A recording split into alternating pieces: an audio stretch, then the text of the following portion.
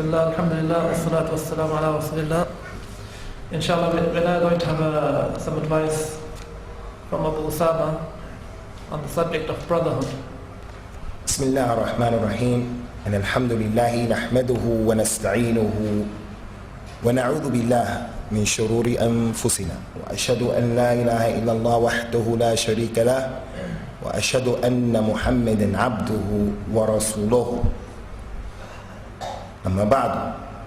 Inshallah, ikhwan, as our brother Naeem has just informed you, we're going to deal with the fiqh of the brotherhood in Islam. And we've made mention on a number of occasions how Islam is a religion and a way of life that is rich as it relates to the fiqh of the different aspects of our existence. There is fiqh connected to everything in this religion.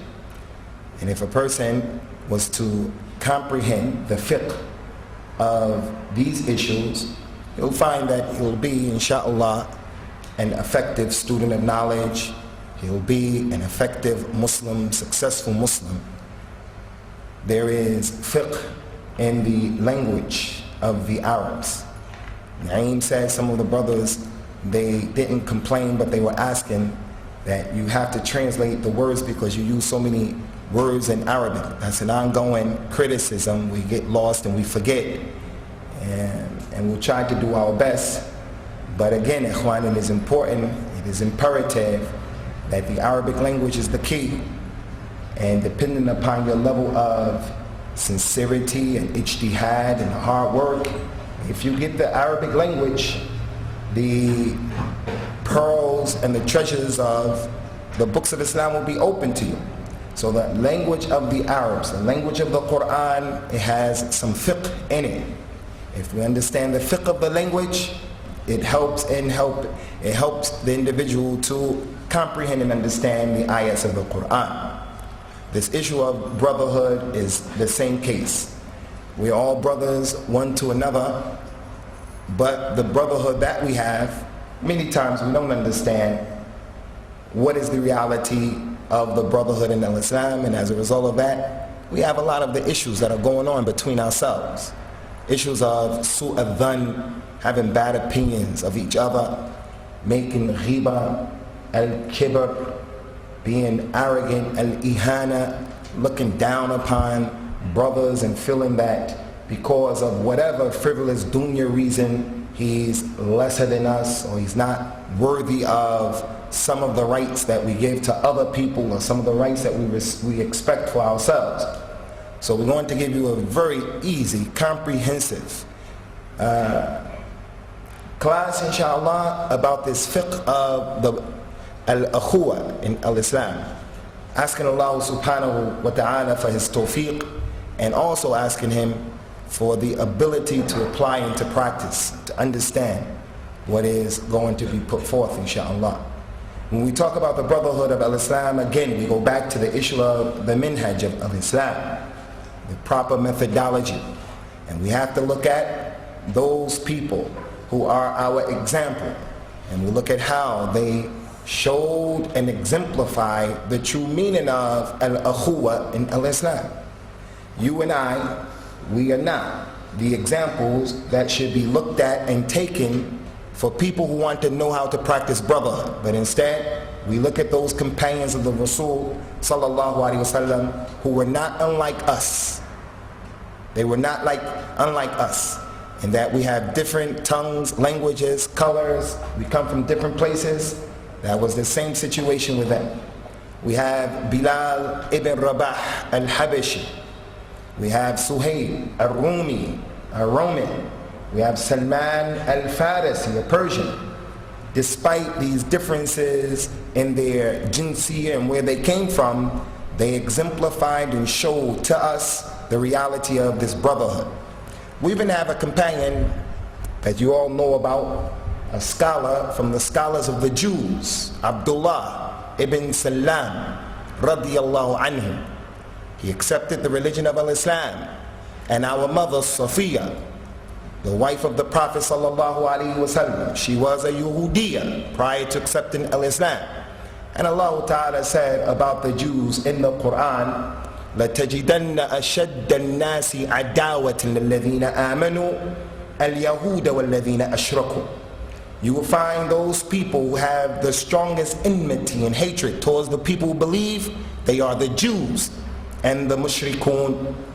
But when Abdullah ibn Salam embraced the religion of Islam, his being a Jew was not a reason that he was not embraced and pulled into the fold of this concept of the Brotherhood of Islam.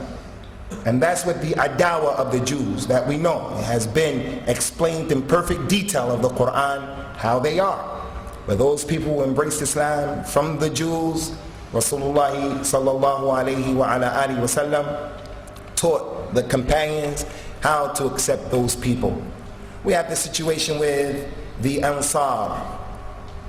The Ansar, they constituted two main tribes, Al-Aws wal-Khazraj.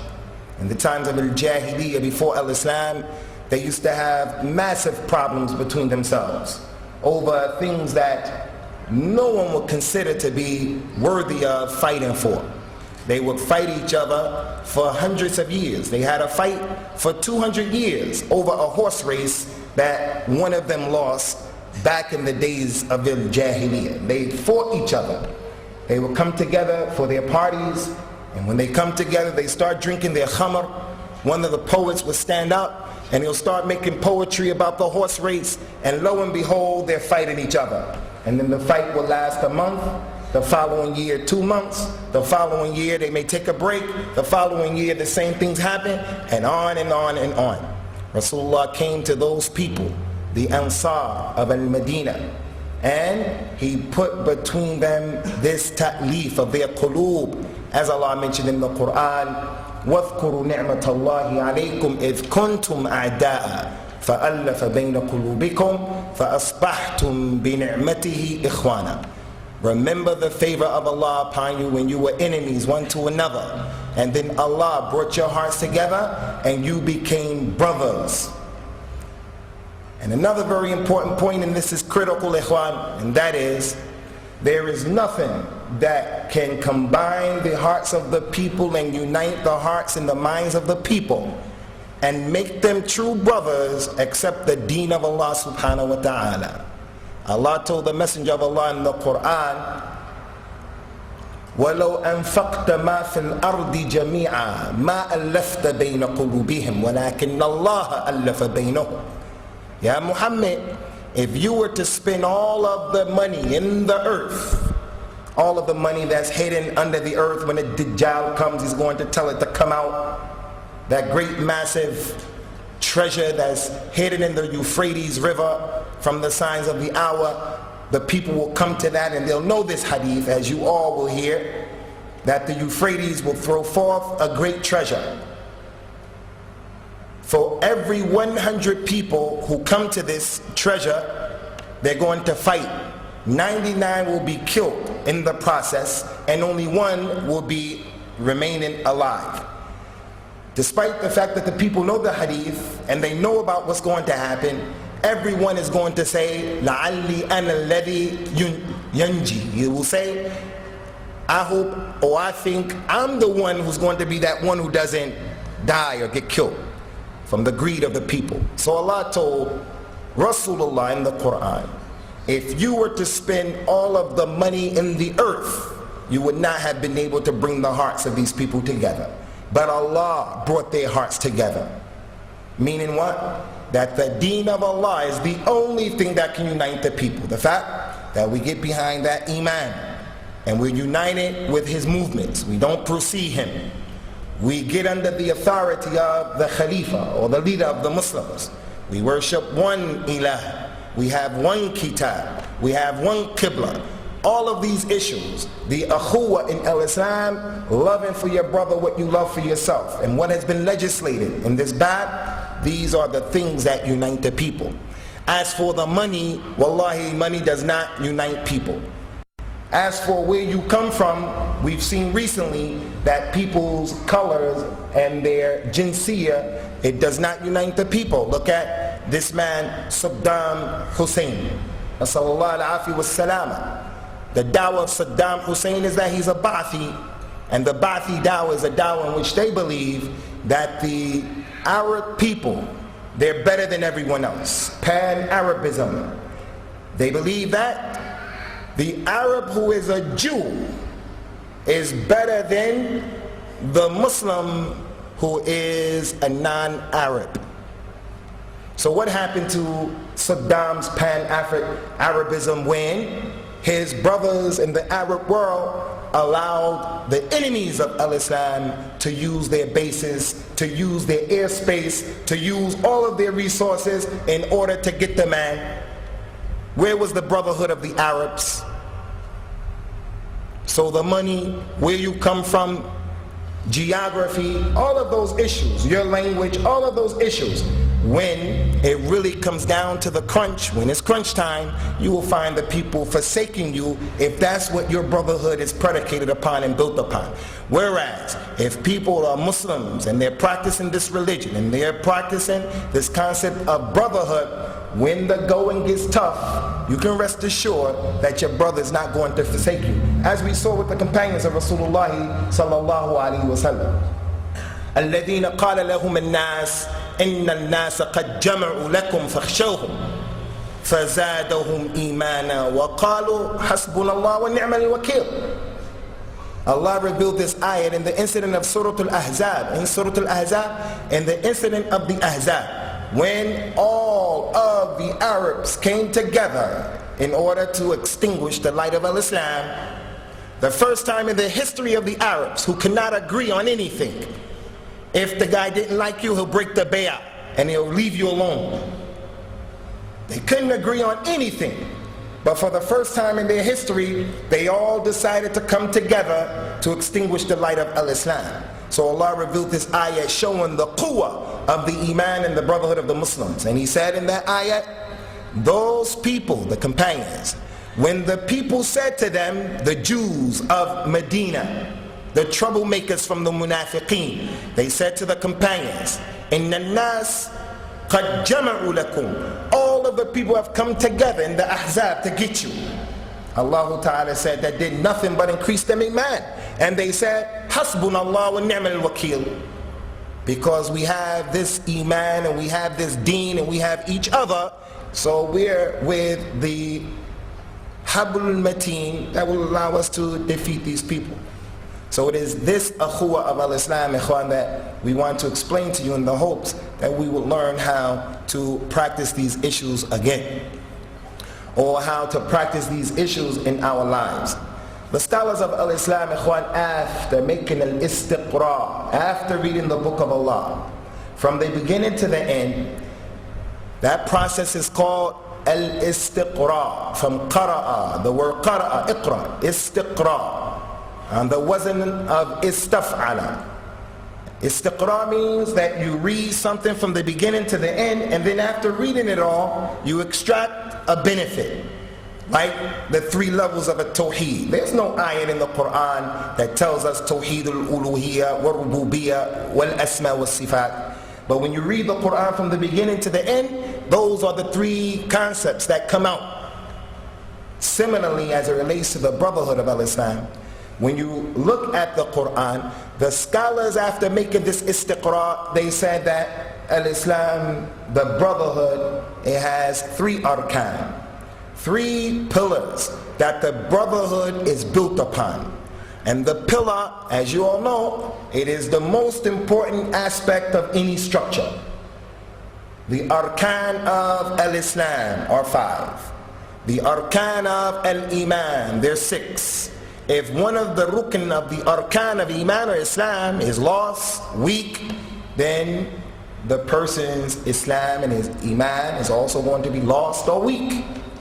So these 3 arkan are the most important aspects of this akhuwa. And they get these arkan from Surah At-Tawbah.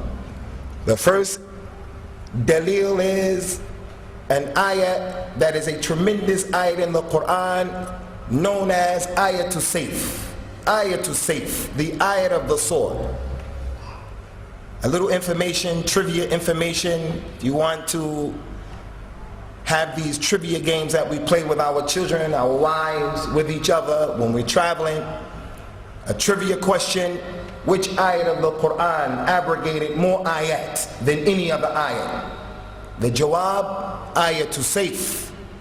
Prior to ayat to Sayf being revealed, Allah ordered Rasulullah sallallahu alaihi wasallam to be patient, to overlook them, to not fight them, don't engage them, be patient, ask for their forgiveness, continue to give dawah, and on and on and on. But when the ayat of as-Sayf came down, that was the ayat that abrogated all of those ayats about being patient and holding back and not fighting the kuffar. In ayat as-Sayf, يقول الله عز وجل: فإذا انسلخ الأشهر الحرم فاقتلوا المشركين حيث وجدتموهم وخذوهم واحصروا لهم واقعدوا لهم كل مرصد فإن تابوا وأقاموا الصلاة وآتوا الزكاة فخلوا سبيلهم. Allah told Rasulullah sallallahu alaihi wasallam, if the sacred months, the 4 sacred months, if they pass by, the months where you can't kill and fight people unless they kill and fight you, but don't take the initiative. If the 4 sacred months, if they pass by, then kill the mushrikeen wherever you find them. Kill them and seize them and lie in wait for them on every roadway. But if they make tawbah and they establish the salah and they give the zakat, then leave their way. So Allah Ta'ala gave the amin, or the safety and the security, to the mushrikeen when they made tawbah, when they made salah, and when they gave the zakat. In another ayat, Allah Azza wa Jalla, He said, فَإِن تَابُوا وَأَقَامُوا الصَّلَاةَ وَآتُوا الزَّكَاةَ فَإِخْوَانَكُمْ فِي الدِّينِ. The first ayat is ayat number 5. The second ayat is ayat number 11 from Surah At-Tawbah, Surah Al-Bara. Allah said in the second ayat, if they make tawbah and they establish the salah and they give the zakat, فَإِخْوَانُكُمْ فِي الدِّينِ, then they are your brothers in the religion. So these ayats establish these 3 arkan, that if an individual makes the tawbah and he establishes the salah and he gives a zakat, then he has to be embraced as your brother in the religion. We have to briefly explain this, ikhwan, so that we can shed light on the importance of these 3 issues, these 3 arkan of our brotherhood. The man makes tawbah, he's our brother. He established the salah, he's our brother. He gives the zakat, he's our brother.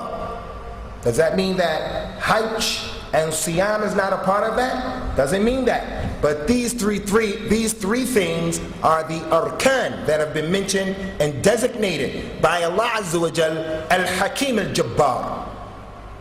What is the meaning of if they make tawbah? Ikhwan, pay attention. What is the meaning if they make tawbah? Tawbah consists of 2 things. One relates to the kuffar who make tawbah, and the second one relates to the Muslim who makes tawbah. The first tawbah is the tawbah of the kuffar. If a kafir embraces the religion of al-Islam, he's your brother.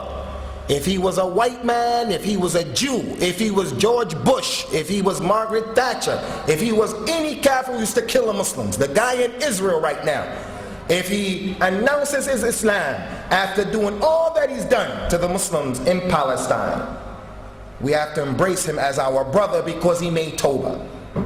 Allah's Prophet told us, sallallahu alaihi wasallam, al-Islamu yajubbu ma kana qabluhu. Islam wipes away what came before it. So whatever the individual did prior to Islam, he killed these many people, 99 people, and then another one. But he made that tawbah, he embraced Islam. We have to accept him as a Muslim.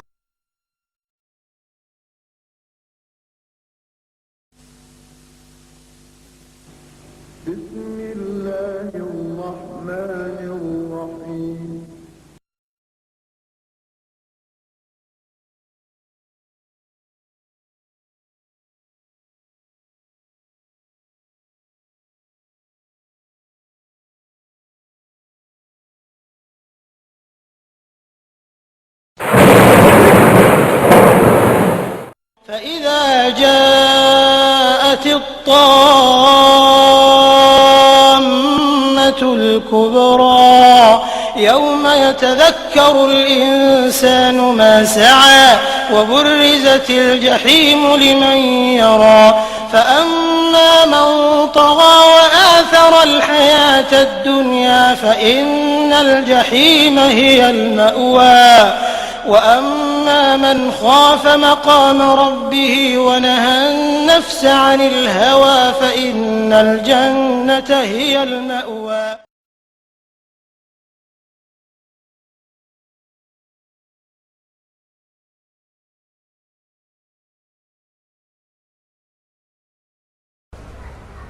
The first Tawbah is the Tawbah of the Kuffar. If a kafir embraces the religion of Al-Islam, he's your brother. If he was a white man, if he was a Jew, if he was George Bush, if he was Margaret Thatcher, if he was any kafir who used to kill the Muslims, the guy in Israel right now, if he announces his Islam after doing all that he's done to the Muslims in Palestine, we have to embrace him as our brother because he made Tawbah. Allah's Prophet told us sallallahu alaihi wasallam, al-Islamu yajubbu ma kana qabluhu. Islam wipes away what came before it. So whatever the individual did prior to Islam, he killed these many people, 99 people, and then another one. But he made that Tawbah, he embraced Islam. We have to accept him as a Muslim. Unfortunately, in our societies in America, here in Europe, we grow up hating people, having racism towards people. We grew up in an extremely racist environment. Part of our religion was hating white people, and they hated us as well. You come to the religion of Al-Islam and it takes some time to detox and to get that stuff out of your head. And to refrain from referring to white people with derogatory terms. Crackers, white boys, and they call us as well niggers and so forth and so on. That's in Islam. Sometimes a person says it without meaning it. In the religion of Al-Islam, once the man makes Tawbah, ilallah, he makes Tawbah, we have to look at him as being our brother in the religion. I recall being in the Prophet's Masjid, sallallahu alaihi wasallam, in the month of Ramadan, and if anyone was there in Ramadan, you know that it is a special situation. We were sitting at one of the many ma'idas that the Muslims set out for themselves with the zamzam water and the bread and the za'faran and all of that stuff. So as we were reading the Quran, waiting for Salat al-Maghrib to come, it was only a few minutes away, an old brother, he started to make a ta'aruf. Ana fulan ibn fulan, Abu fulan. Who are you, akhi? This guy would say, Ana fulan ibn fulan, and I'm from this place, and I'm from that place, and I'm from that place. When they came to me, I'm saying, I'm Abu Usamah, Khalifa Dhahabi. They said, where you from? They knew my language wasn't from the outside. I said, I'm from America. The brother looked at me and said, Anta Muslim? Yeah, I'm in Rasulullah's masjid in the month of Ramadan, waiting for the sun to go down. You ask me, am I a Muslim? I'm Muslim. You think I'm doing here? He didn't mean that, but his thing was, I'm from America, how can an American be a Muslim? As I was breaking my fast, every time I looked up, he had that look on his face. Yeah, if the kafir makes Tawbah, he embraces Al-Islam, we accept him as our brother. And we give that example of the Prime Minister of Israel, George Bush, the leader here. A lot of evil has been done by these people to our brothers and to our religion.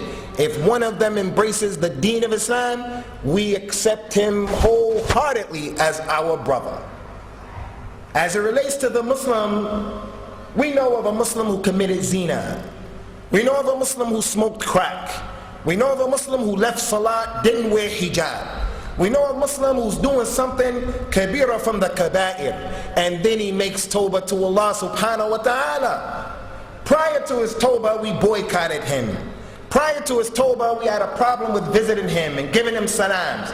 Prior to his tawbah, there was something between us and him because of the crime that he committed. But that man makes tawbah with his conditions. And after that tawbah, to the best of our ability, it appears that he's sincere. We have to embrace him back into the fold of the brotherhood. And we can't boycott him anymore. And we can't have between us and him a problem. يقول النبي صلى الله عليه وسلم التائب من الذنب كمن لا ذنب له. The one who made tawbah from a sin is like the one who has no sin at all. So how are we going to continue to ostracize him and alienate him, and he made tawbah ilallah? So that brings us to this question right now. Those of us who have a problem with another brother for some problem that has transpired between us, and it has existed for over 3 days, you're not understanding the concept of al-akhuwa in al-Islam. The man made tawbah, give him a break, bring him back into the fold of the religion. So that's how we understand that first aspect, a tawbah for the mushrik and a tawbah for the Muslim. Once they make tawbah, we start giving them their rights. As it relates to a salat, ikhwan, that ayat of the Quran, if they make tawbah and establish salat and they give the zakat, فَإِخْوَانَكُمْ فِي الدِّينِ, the Hanabila, Al-Shaykh Abdul Aziz ibn Baz, Al-Shaykh ibn Uthaymeen, Al-Imam Ahmed in a riwayah to him, and other people from the Hanabila, the Hanbali madhab, they use that ayah from Surah At-Tawbah to prove if a man leaves salat, he's a kafir. Because the ayah said, whoever makes tawbah, establishes the salah, gives a zakat, then he's your brother in the deen. They use that ayah to prove if a man is not praying, whether it's out of negligence or he says I don't have to pray, or praying is haram or something, he's a kafir. We don't agree with that position, even though it has its dalil, but it is marjuh. Allah said, the Prophet says, sallallahu alaihi wasallam, العهد الذي بيننا وبينهم الصلاة من تركها فقد كفر. The ahd, the difference, the contract, the distinguishing factor, the difference between us and them is the salah. So whoever leaves it, فقد كفر, he has disbelieved. If he leaves the salah, being negligent, lazy, then he's fallen into a kabira from the kaba'ir. But if he makes istihlal and he says I don't have to pray, then he's a kafir. He goes outside of the religion of al-Islam. So here, if a person establishes this prayer, he becomes a Muslim. يقول النبي صلى الله عليه وعلى آله وسلم من استقبل قبلتنا وصلى صلاتنا وأكل ذبيحتنا فله ما للمسلمين وَعَلَيْهِ مَا عَلَيْهِمْ. Whoever faces our qibla and he prays our salah and he eats our dhabiha, the way we eat, he eats and practices that. Whoever does this, then he has rights. The Muslims have rights over him and he has rights over them. So that establishes clearly that once the salat is established by the Muslim, then this is a proof of his iman. The fact that he would drop down and he will prostrate to Allah subhanahu wa ta'ala is from the awdah, from the clearest manifestations of his iman in most cases. So he has to establish the salat. As for the zakat, ikhwan, you know, many places in the Quran, Allah Ta'ala has ordered us to establish the salah, and with that comes the zakat. They go hand in hand in so many ayats of the Quran. وَجَاهِدُوا فِي اللَّهِ حَقَّ جِهَادِهِ هُوَ اجْتَبَاكُمْ وَمَا جَعَلَ عَلَيْكُمْ فِي الدِّينِ مِنْ حَرَجٍ مِلَّةَ أَبِيكُمْ إِبْرَاهِيمَ هُوَ سَمَّاكُمُ الْمُسْلِمِينَ مِنْ قَبْلُ وَفِي هَذَا ليكون الرسول شهيدا عليكم وتكونوا شهداء على الناس فأقيموا الصلاة وآتوا الزكاة. So many ayahs of the Quran, zakat and salat come together. They are together. As it relates to this brotherhood, everyone knows historically that the Khalifa of Rasulullah sallallahu alaihi wasallam and the Siddiq al-Awwal of this ummah, Abu Bakr radiyallahu anhu, he took over after Rasulullah sallallahu alaihi wasallam after his death, and he ruled for 2 years and a few months. Abu Bakr radiallahu anhu, he came at a critical time. One of the things that happened during his time that established him as the most knowledgeable and the best of the companions was the incident of the murtaddeen, those people who apostated, they made ridda. Ikhwan, pay attention. These people who apostated during the time of Abu Bakr, they did not say, we disbelieve in Allah. They did not say, we're not going to make salah. They did not say, one of us is the messenger of Allah. They did not say, we are people who are more wiser than Rasulullah. We're going to take the Bible to learn from the Bible. They didn't say that. They believed in all aspects of Islam. All they said was, since Rasulullah died, we're not giving any zakat anymore. We're keeping our money because we need our money. We're not going to render the zakat to him as we used to do with Rasulullah. We want our money. Abu Bakr said, Wallahi, I'm going to fight him. All of the companions came together. Abu Bakr is the most wisest, the most knowledgeable, and the best from amongst them. But despite that, they don't have to follow his position if he doesn't present the dalil. It is not a dalil, Ya Abu Bakr. Anta afdal minna, Ya Abu Bakr. How many times did Rasulullah say, Jittu wa ja'a Abu Bakr wa Umar. Dhahabtu wa dhahaba Abu Bakr wa Umar. Amantu wa amana Abu Bakr wa Umar. How many times we have? All the time we hear that. But his statements alone, not a dalil in the religion. So they took him to task. Abu Bakr, how can you fight people who say La ilaha illallah Muhammad Rasulullah? They're doing everything in the religion. They're just sinning by not giving the zakat. Abu Bakr said, Wallahi, I will fight anyone who withholds from me the uqal, just the piece that ties up the camel's leg to keep him from moving. If they used to give that to Rasulullah and they refuse to give it to me, I'm going to fight them.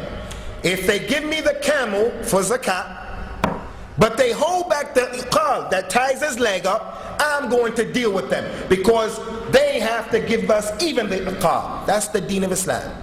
So they were called the murtaddeen. When they didn't give the zakat, they're not our brothers. We're going to fight them. Ikhwan, a very important point as it relates to the murtaddeen. The murtaddun, they were not the people of Medina. They were not the people of Mecca. The people of Medina, they are in the masjid of Rasulullah and they're around the ulama of Rasulullah. They're with all of those ulama getting trained and they're learning. The people in Mecca, they were also around the ulama in Mecca, Abdullah bin Abbas and other than him.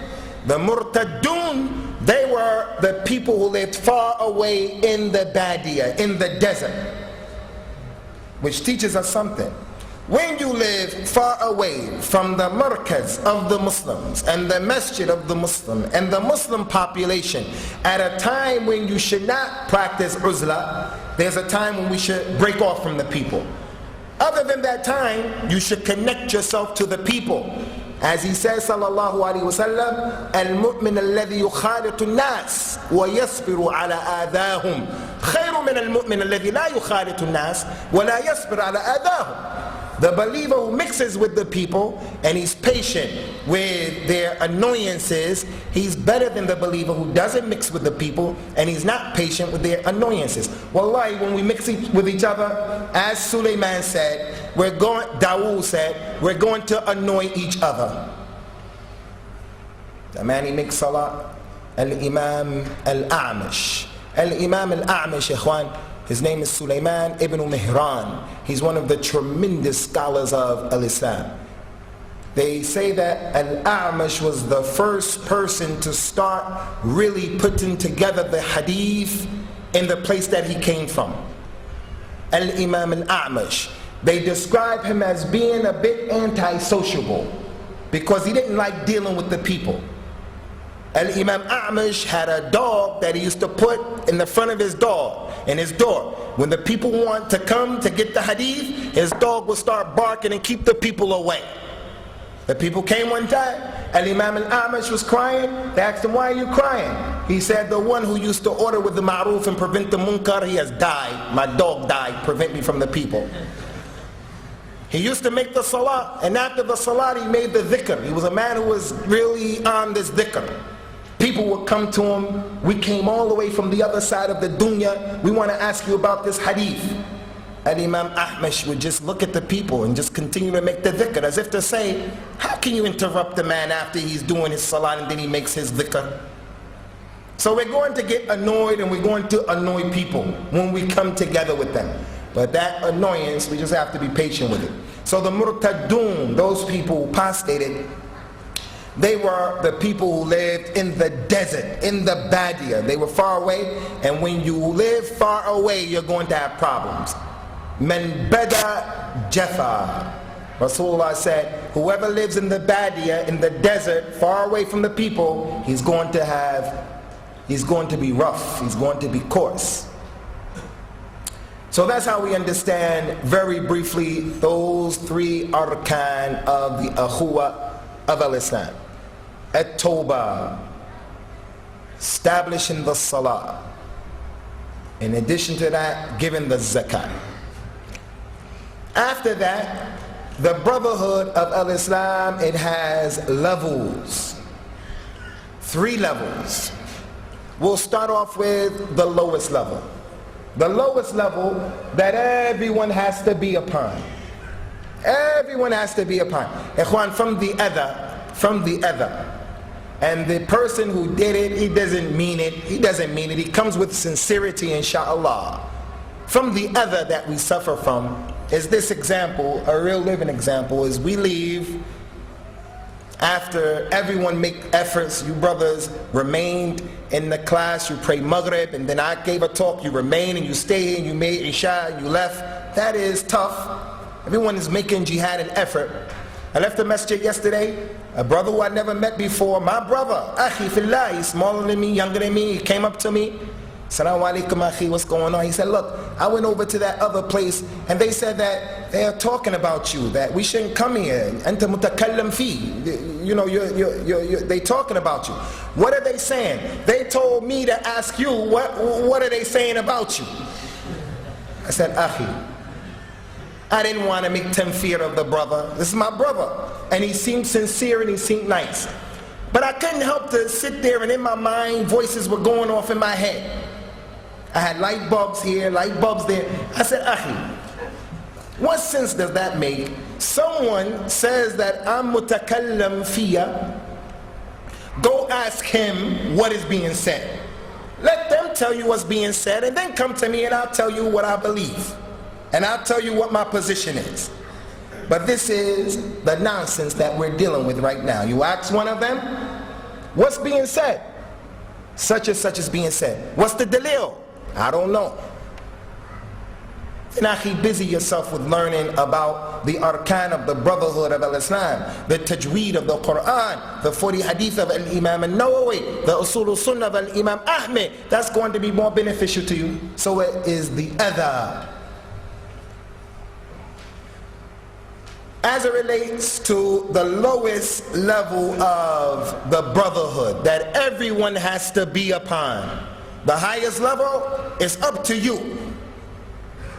But the lowest level, every single brother and sister, we have to be upon this level of brotherhood. And that is that we don't make other, that we don't annoy each other.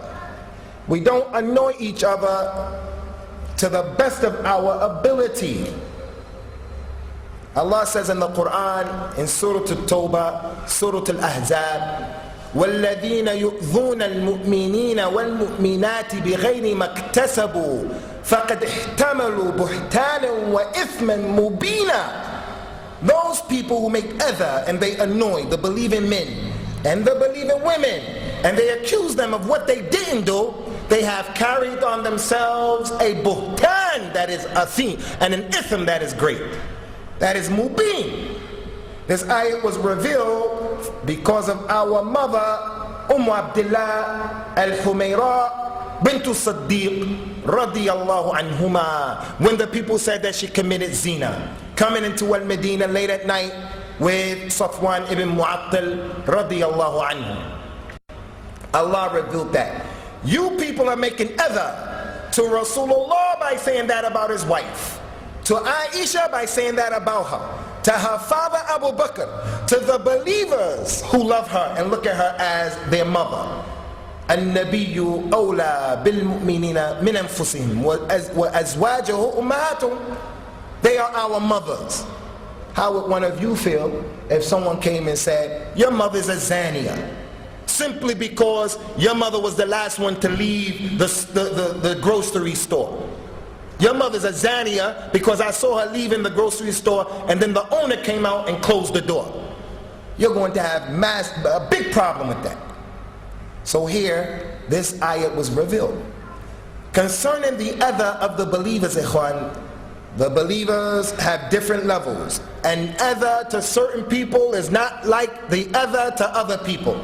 Making other to Rasulullah is not like making other to me. Making other to our elders is not like making other to each other. Making other to the yatim, the orphan, is not like making other to the non-orphan. When the people say this about Aisha, wallahi, they're making other to Rasulullah sallallahu alaihi wasallam. That your wife, you didn't have enough rajula and enough hikmah and enough basira and enough farasa to know that this woman is not a woman who is salihah and she falls into khiyana. When those people say that the companions disbelieved after Rasulullah except 5 or 6, that's other to Rasulullah, because what you're saying is he didn't know who was around him. Muawiyah, he chose to write down the revelation. Muawiyah is a non-Muslim. He became a kafir, a murtad. Rasulullah allow a murtad to write the revelation? You're making other to Rasulullah before it even hits that individual. From the practical real life examples of other between us is the husband who smokes cigarettes and then he wants to be affectionate to his wife or his children. That's other. Your breath smells like cigarettes and that's harmful. Who would want to live with an individual who his breath smells of cigarette smoke? Always he has bad breath, stinky breath. And the smoke from the cigarettes. Those of us who used to live in Al-Medina, or if you visited Al-Medina, if you want to travel from Al-Medina to Mecca, we can all go and get a GMC, a big GMC. What do you guys call it? You know, Bronco, those big ones. A what? A what? I don't know, the big one. You don't see them here. It probably costs a bundle to put the petrol in those here. Anyway, it's 10 of us, so we decide we'll pay 50 riyals so we can have our own. Because if you share with the Muslims who come to the place where you rent it randomly, if it's 3 of us and 7 Muslims, we're in our ihram and we're going 3.5 hours. Labbaik Allahumma labbaik. Labbaik la sharika labbaik. And then suddenly we're smelling the smoke. Ya akhi, labbaik Allahumma labbaik. What are you doing? And then we start to fight each other because they're killing us with the smoke. From the beginning of the trip to the end of the trip. The Muslims are the biggest smokers. On our airplanes, you can smoke. Jordanian airline, Egypt Air, on our planes, you can smoke. But on the airplanes of the kuffar, the restaurants of the kuffar, you can't smoke. So that's other. 2 people, they come from the Arab world, they come from a Muslim country, and they come to America and they want to study in the university. And the university where we are is very expensive, Bradley University. You want to be a muhandis, you go to NJIT, you go to MIT, or you go to Bradley University. Costs a lot of money. So we decide that we're going to put our monies together and we rent a 2-bedroom apartment. When we become roommates, one of the brothers, he wants to bring a dog into the home. So the dog is always jumping on the other brother. The dog is always in his clothes. The dog is urinating, akramakumullah, on the rug, on the carpet where we pray. Akhi, you have to get rid of the dog. Don't you know the dog is man's best friend? That's what the brother said to the Muslim brother. Ya akhi, that's adha. The other brother, he brings his girlfriend. He has a girlfriend, and she comes to visit. So we don't know which dog is akhbath. All of that is adha, ikhwan. So the lowest level is not to make adha to each other. I don't want you worrying about my business, so I shouldn't worry about your business. Why are you sitting with the brother asking, how can he afford more than one wife? What is he doing? Why is that your business? As I don't want you to worry about my business, I don't worry about your business. Don't make ghib of me, I don't make ghib of you, and on and on and on and on. So this is wajib upon all of us. Rasulullah told the individual who has nothing to offer, he said, if you don't have anything to offer, then do the ma'ruf by holding your evil from the people. You always have those people on the fringes, ikhwan, they're on the sidelines, and all they do is criticize. Well, they shouldn't put the door right there, the door should have been over there, and they shouldn't have spent that much money, they should have. But what are you doing? He's not doing anything. Well, the administration are there like this, and they shouldn't have done this. Ya akhi, what are you doing other than making other and criticizing? Do good by being quiet. If you believe in Allah on the last day, do good by being quiet. That's the least you can do. So the lowest level is al-adha. From the adha is during the salah, not turning off the cell phone. Especially in light of the fact that you brothers have an imam. Wallahi, I was making wudu yesterday and I heard that recitation and I looked up and I said, well, subhanallah, the brothers at this masjid have an imam like that, mashallah. When I came out and he started to read إِذَا زُلْزِلَتِ الْأَرْضُ زِلْزَالَهَا, I actually felt, why didn't he read from a longer surah? Rasulullah used to tell Bilal, Ya Bilal, adhin wa arihna bis salat. Bilal, make the adhan and make us comfortable because we're about to pray. He used to find comfort in the salah. He told the people, وَجُعِلَتْ الصَّلَاةُ قُرَّةُ عَيْنِي. The prayer has been made a cooler of my eye. If that brother reads the way he reads, mashallah, then how was the recitation of Rasulullah? Can you imagine praying behind Rasulullah? I was a new student in Medina. I didn't know the difference between alif, ba, ta, jim. If they would have fallen on my head out of the sky, I wouldn't have known that's an alif or ba, ta. I used to pray behind the imams of the haram. Ibrahim Akhdar for Fajr. Wallahi, I didn't know what he was saying, but I used to cry because his voice was so nice, and I was unmarried and I needed to get married and only Allah was going to help me. So I used to feel sorry for myself, and I used to listen to that recitation and I said, Wallahi, standing behind Rasulullah, how would it be? And he told the ummah, استقروا القرآن من أربعة من ابن مسعود وأبي بن كعب ومعاذ بن جبل وسالم مولى حذيفة. Take the Quran from 4 people. The first one he mentioned, Ibn Mas'ud. The fact that he mentioned him first, from the fiqh of the language, when something is mentioned first in the Quran and the Sunnah, usually it's more important. It's afdal and a'la and asma. The first one he mentioned, Abdullah ibn Mas'ud. And take it from Ubay ibn Ka'b, and take it from Mu'adh ibn Jabal, who will come Yawm al-Qiyamah, and all of the ulama of the dunya will be raised up, and they will have their jama'at. Mu'adh ibn Jabal will be in front of them with the flag, because he will be the imam of the ulama of the dunya. And the fourth one, Salim, the Mawla of Hudhayfa.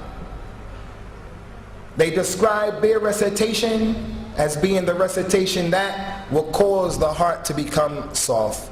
So al-adha is being in a masjid where you have an imam like that and then the telephone goes off. The person is in his salah and he's thinking and contemplating and he's considering and he says, okay, Rasulullah told us when you're going to pray, he said, stand up and extinguish the fire that you created for yourself.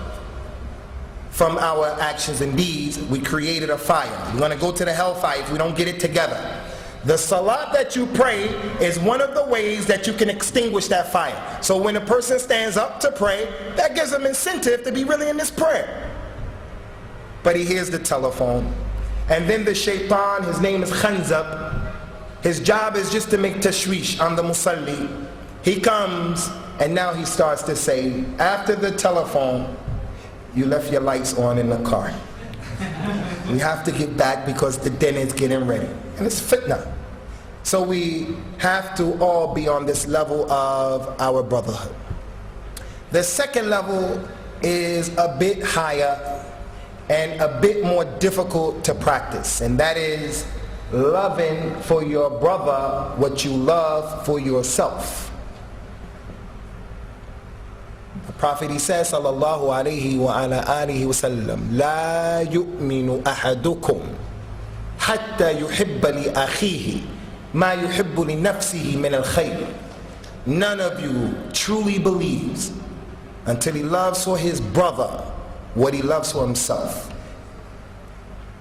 I don't want you to make ghiba of me, so I shouldn't make ghiba of you. I don't want you don't know me, I don't want you, before meeting me and getting to know me, I don't want you to have su'a dhan. I'm after your money. I don't want you to think like that, so I shouldn't think like that about you. If we don't have this, we don't have complete iman.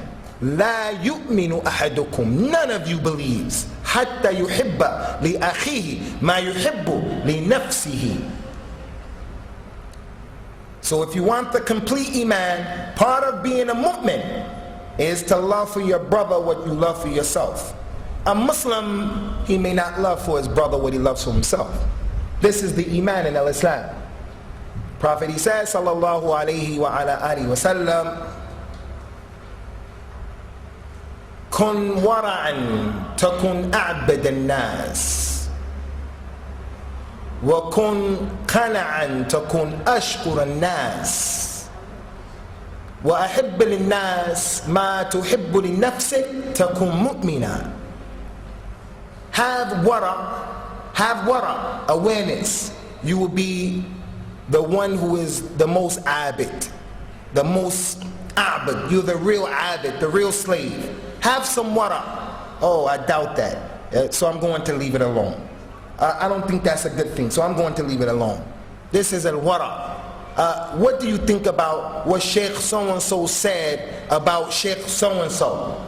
Wallahi, that's not going to benefit me, so I don't think anything. I don't have anything to say. That's wara. Even if I have an opinion, I'm not going to say it because I don't want my word to go here and there, and I don't want to be a fitna for you, and I don't want to become a part of a situation. That's al-wara. If you have a wara, takun a'bad al-nas, you'll be the one who's the most abid. And have qina', you will be the most thankful. Al-qina' is when you're satisfied with what you have. You're satisfied. You want to be masturul hal. You want your aura, all I want is my aura to be covered. My thobe, it can come to the half of my sock, or it can go a little below that, but I don't need a thobe that drags all the way 20 feet behind me. I want more. Whatever you have, if you are content, then you are really okay. ليس الغنى عن كثرة العرض ولكن الغنى غنى النفس. It is not being rich, having a lot of money, nice car, big house, but being rich is being content with what you have. Because the nature of Ibn Adam, as the Prophet says sallallahu alaihi wasallam in this hadith al-Qudsi, that Allah said, "Inna anzalna al-mal li'iqam as-salat wa ita' az-zakat wa in ibn Adam law anna lahu wadan la ahabba an yakun lahu thanin wa law kana lahu thanin la ahabba an yakun lahuma thalith."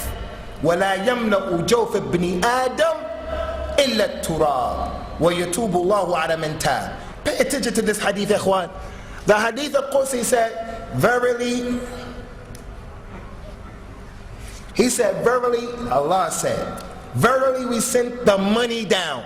You all have some pounds in your pocket. If we put it all together, we have 2,000 pounds or more. Everyone who's sitting here, you have money in your pocket. Allah said, we gave you this money that you have so that you can establish the salah and so that you can give the zakat. That's what the money is for. To build the masjid, to eat, to come, to be able to pray, to get a car, so that you can establish the salah, establish your deen. You use that money so that you can get married. وَمَن تَزَوَّجَ فَقَدْ اسْتَكْمَلَ نِصْفَ إِيمَانٍ فَلْيَتَّقِ اللَّهَ فِي الشَّطْرِ الْبَاقِي. Whoever gets married, he completed half of his religion, his iman.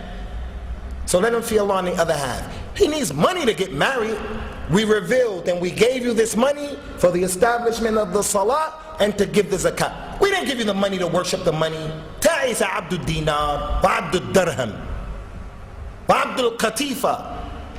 They are destroyed. The one who worships the dinar and the dirham and his clothes. And he said in that hadith, and if Ibn Adam was given a volley, he would want a second volley. And if he was given a second volley, he wants a third volley. And nothing is going to fill up the body of Ibn Adam except dirt. And Allah will forgive whoever makes tawbah. So as it relates to the issue, ikhwan, of loving for your brother what you love for yourself, this is the second level. The third level and the highest level is a concept that we want to share with you, a new word, and it is called al-ithar. Al-ithar. Abid. Aina akhi abid. Al-ithar. Alif lam. Alif lam of ta'rif. Alif lam, and then alif, and then the ya, and then the tha, and then the alif, and then the ra. Al-ithar. Al-ithar, ikhwan, it means, you guys have to learn this word. You know what taqwa, masjid, hijab, jilbab, lihya, kitab, qalam, shams, nur, hidayah, rasul, sahabi. You know all of those words. Add this to your Arabic vocabulary. Al-ithar. Al-ithar means to give precedence or preference to your brother over yourself. You have a haqq, you have the right to this thing. You have the right to drink it. You pour it for yourself and you have the right to drink it. But you make ithar and you say tafaddal. When Allah mentioned about the muhajirin and the ansar, He said in the Quran about them, وَالَّذِينَ تَبَوَّأُوا الدَّارَ وَالْإِيمَانَ مِنْ قَبْلِهِمْ يُحِبُّونَ مَنْ هَاجَرَ إِلَيْهِمْ ولا يجدون في صدورهم حاجة مما أوتوا ويؤثرون على أنفسهم ولو كان بهم خصاصة ومن يوق شح نفسه فأولئك هم المفلحون. Allah praised the Ansar, the Muhajirin, and then He mentioned these people from the Ansar. He said about the Ansar, and those people who lived in Medina, and they believed before, many of them in Mecca, and they believed. They love those people who make hijrah to them. And they do not find anything in their chest against them from what they have been given. They're from Quraysh.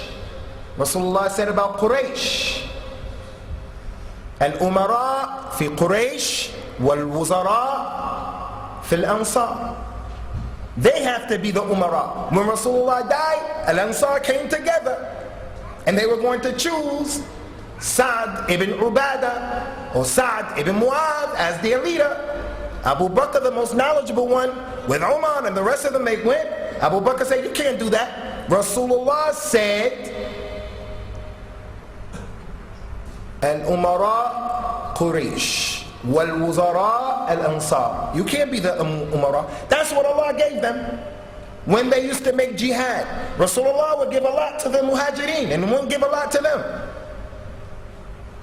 So Allah said in the Quran, and those people who lived in Medina, they love the people who make hijrah to them. And they do not have anything in their hearts for what they were given. وَيُؤْثِرُونَ عَلَى أَنفُسِهِمْ. And they give them preference to have two wives. You choose whichever one you want. What we'll do is, I have 2 wives, the one who can't cook, the one who has a long lisan, the one who her family gives me all the trouble. I'll say, you get her. She's a good sister. Wafaqakallah. That's the ithar of our companions, ya ikhwan. The companions of Rasulullah sallallahu alayhi wa ala alihi wa sallam. The last thing, ikhwan, in the last 2 minutes concerning the Brotherhood of Al-Islam. The Brotherhood of Al-Islam, it has huquq, rights. We have rights over each other. Arkan, 3. The darajat, 3. The arkan of the Brotherhood, 6. And they come to us from the hadith. Haqqul Muslim ala al-Muslim sittu. إذا لقيته فسلم عليه وإذا دعاك فأجبه وإذا استنصحك فانصح له وإذا عطس ثم حمد الله فشمته وإذا مرض فعده وإذا مات فاتبعه. The rights of a Muslim over another Muslim are 6. If you meet him, give him salams. If you meet him, give him salams. Abu Huraira used to go to the souk just to practice this hadith when Rasulullah told his companions, لا يدخل الجنة إلا مؤمن أفلا أنبئكم بشيء. He said, لن تدخلوا جنة حتى تؤمنوا ولن تؤمنوا حتى تحابوا أفلا أدلكم على شيء إذا فعلتموه تحاببتم قالوا بلى يا رسول الله قال افشوا السلام بينكم. You will not enter into Jannah until you have Iman, and you will not have Iman until you love each other. Should I not teach you something? If you did it, it would have forced the love between you. They said, what is it, Ya Rasulullah? He says, spread the salams between yourselves. Abu Huraira would go to the marketplace and he would say to everyone he met on the way, Assalamu alaikum, Assalamu alaikum, Assalamu alaikum, Assalamu alaikum. Today, if we had a person who did that, people will make fun of him. They'll make istizah. They'll make fun and ridicule the individual. Oh, here he comes, here he comes. Abu, Assalamu alaikum, here he is. And all the man is trying to do is foster love between us. Ikhwan, I see some of you in the audience looking like Dhul Khawaisira like this. We don't want to offend anybody. You could come afterwards and I'll apologize. Lighten up. We're all brothers in here, inshallah. That's how Dhul Khawaisira was. He used to come to the people like that. Give some sadaqah, inshallah. So the salams, ikhwan, has some fiqh connected to it.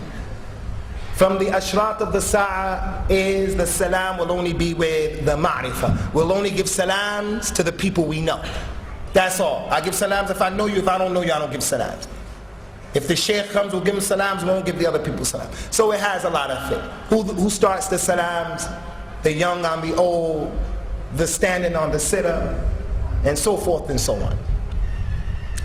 Boycotting people and not giving salams, kuffar and salams, giving the woman in the street salams. It has a fiqh, deserves a khutbah, deserves a dars. Second thing from the huquq of the Muslims is if he invites you, answer the invitation. Even if you're sa'im, one of the shuyukh of the responsible people here, he invited us to his home. One of the brothers went and they put the spread out. The brother invited him to eat. He said, Ana sa'im. One of the brothers told him, then salli. He thought he meant to pray. Rasulullah said, if you were invited and you're fasting, then you should pray. You should answer the invitation and you should pray. But the prayer here is to make dua for the people. So even if you're fasting, you should answer the invitation. That's from his huquq. He cooks all of that food for you and you don't come.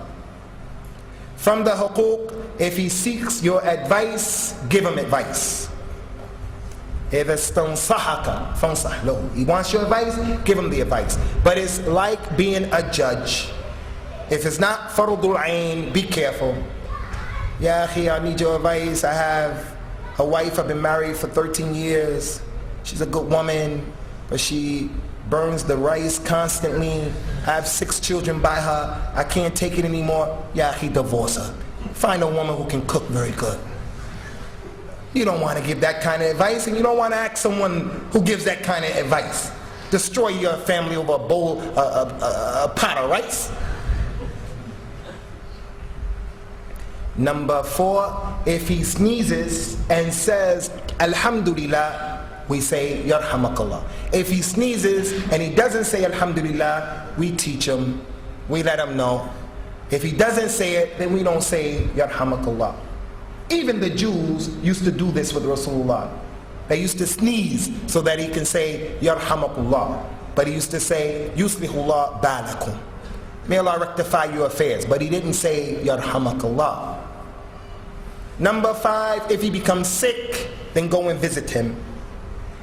Ikhwan, this is something that, wallahi, an ibadah from al-Islam that we are negligent in, is visiting the sick and the rewards that come along with it for you, and as well in the recovery, inshaAllah, for the marid. When he has people coming to visit him, that puts him in the state of mind to get well. We can nurse our brother back to health with the dua. As'alallah Rabb al-Azim, As'alallah al-Azim, Rabb al-Arsh al-Azim, and yashfiyak. You say it 7 times, brother going to get well, inshallah. He can't get that without you coming, giving him ruqya with the Quran. Just your mere presence. In America, ikhwan, I don't know how it is here. I went to one hospital here when our brother Sarat Abdul Malik was sick. May Allah have mercy upon Sarat and put him in Jannah. I went to the hospital. Your hospital is not like our hospital. In our hospital, you have a room and there are 2 people and there's a curtain. Usually when no one's there, the curtain is open. You may talk to him, you may not talk to him. We find that the Muslim is in the room with his kafir partner. The kuffar come to visit their relative. They come in with balloons, they come in with fruit, they come in with candy, they come with dolls, cars. They close the curtain for privacy. And the Muslim is over there by himself, wondering, إِنَّمَا الْمُؤْمِنُونَ إِخْوَةً. Where those brothers at in the masjid? Where they at? And it's so bad that the kafir, one of them opens the curtain and he says, "Can we borrow that extra chair you have over there?" And the Muslim is upset. Where are my brothers at? When the sister has a baby, where are the sisters at in helping her, cooking for her? In her country she comes from, Eritrea, Somalia. She comes from a Muslim country where when the woman has a baby, she becomes an amira because she gave us a new individual in our jama'ah. In the Muslim country, the woman, the Muslim woman, the Arab woman, she sits on the bed for 40 days with her legs up, eating mulukhiyah. For 40 days, she's just the amira, taking it easy. Her sisters, the neighborhood are taking care of her. Her husband brings her here. She gets married here. After having the baby, after the next day, the second day when she comes out of the hospital, she's in the kitchen cooking. 40 days in her country. After 2 days here, she has to start taking care of the newborn child and the other children. Where is visiting the sick? Finally, ikhwan, if he dies, we follow him. Which goes to show, even after death, the believer has huquq. Even when he's in the ground. When he's in the ground, Rasulullah said, Kasru adhm al-mayt ka kasrihi wa huwa hayy. Breaking the bones of the dead person is like breaking his bones when he's alive. We can't make autopsies on the Muslims if there's no justified reason or cause. His body is an amana and it is haram. It has a hurma. Breaking his bone while he is dead is like breaking his bones while he is living. We go to the graveyards. We don't walk over the graves, on top of the graves. He said, لا تجلسوا على القبور ولا تصلوا إليها. Don't sit on top of people's graves and don't pray towards the graves. Don't use a grave as a sutra.